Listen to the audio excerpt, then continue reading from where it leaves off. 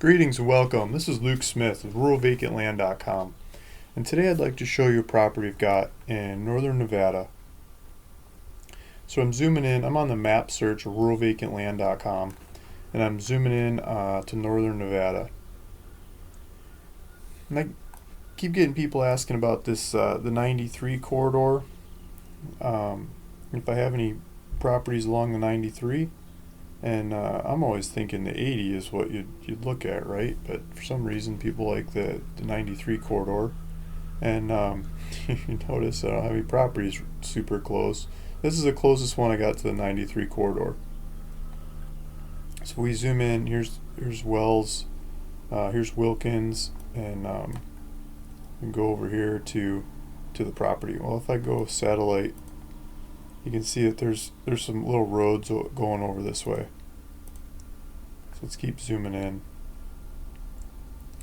There's a couple different roads running through this area. Then you got this property. This is a 10-acre property.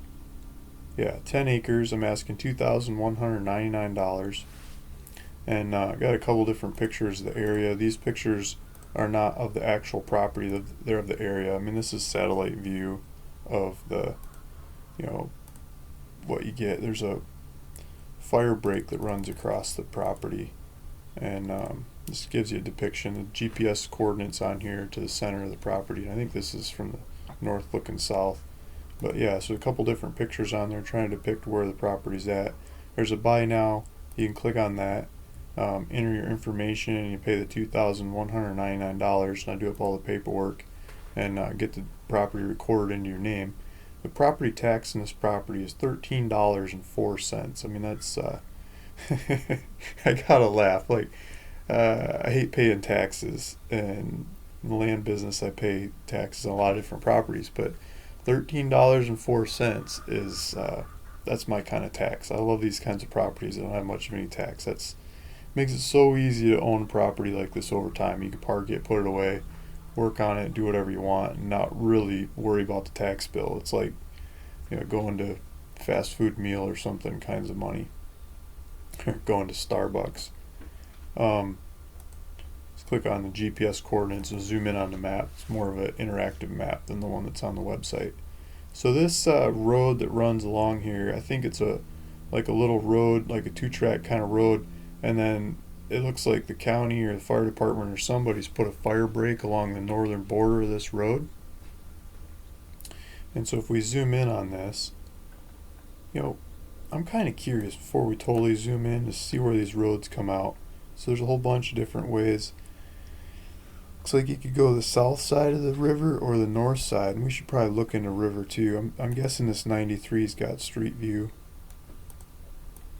Open.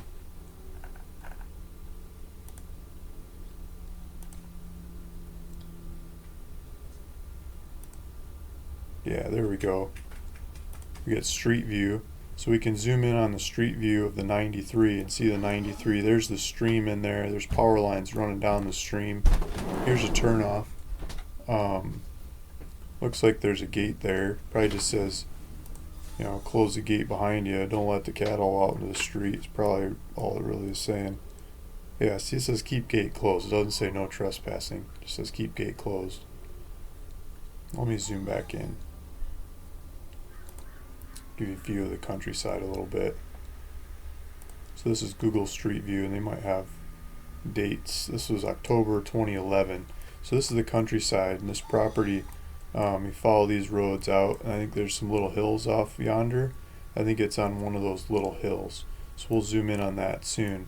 But this is kind of the idea of what the scenery would be looking around the area. This is kinds of mountain lines and topography, bush, and look, the grasslands and scrub bush that you see in this area. So let's zoom back out. Let's look at the other turnoff on the other side of this stream. I also kind of wanted to look in the stream, see if you can see anything. I'm not sure if it's always dry or wet or what. Well, maybe it's faster to just drive down there.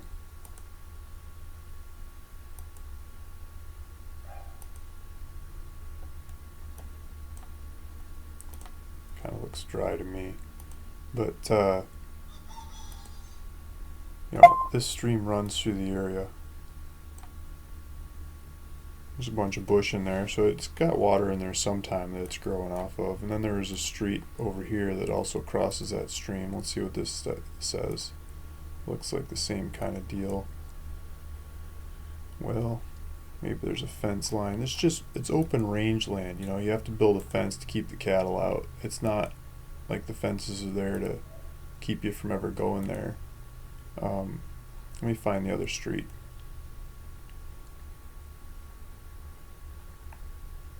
Maybe we passed it. You get the idea. That first turnoff looked like the best turnoff. So let's go find the property.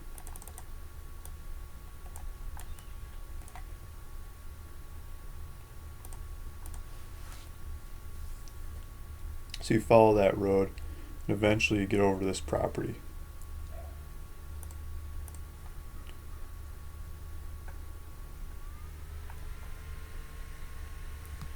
It looks like there's a little bit of a hill there. There's just a little bit of topography for it. But the road goes right up to it.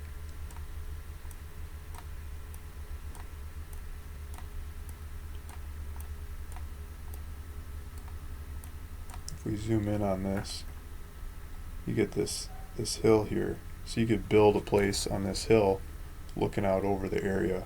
You could have a good perch. It looks like there's a fence line that runs along here, but this road comes up, and looks like somebody maintains this fire break, which makes nice access to the property.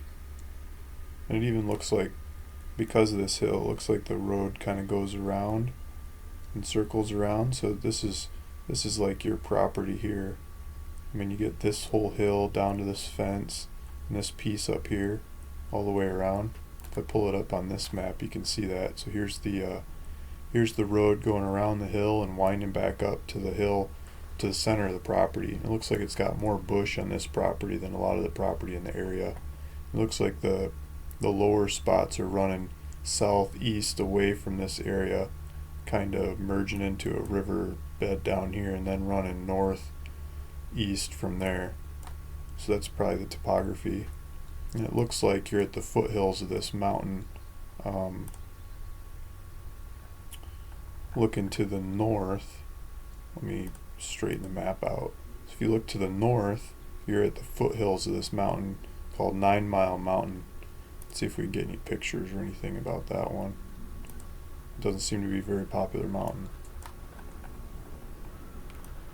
But that would be the view of the area. And so this mountain here seems to have a lot more trees on it. The higher elevation you go and see around the area, it's not so many trees. So this looks like there's probably better hunting and exploring and stuff, but it's probably nice to have the fire break between all those trees in your property as well. So you're going to be down here at the base of that, looking up at this mountain.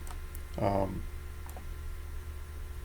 property's in here somewhere, and it's also looking off into the distance at these mountains. You're going to be at the foothill looking up at that mountain, but also up high enough to look off at all these mountains. So I think this is going to be a property with a really nice view looking out over the area and then back over to the 93. And so hopefully that piques your interest, and this is a property you'd like. It's for sale on my website, ruralvacantland.com. I'm asking $2,199, and if that's not the right one for you, I've got lots of others like it to choose from in the area. Just feel free to browse through ruralvacantland.com and look at the different properties I've got. Thanks for listening. Thanks for watching. This is Luke Smith with ruralvacantland.com.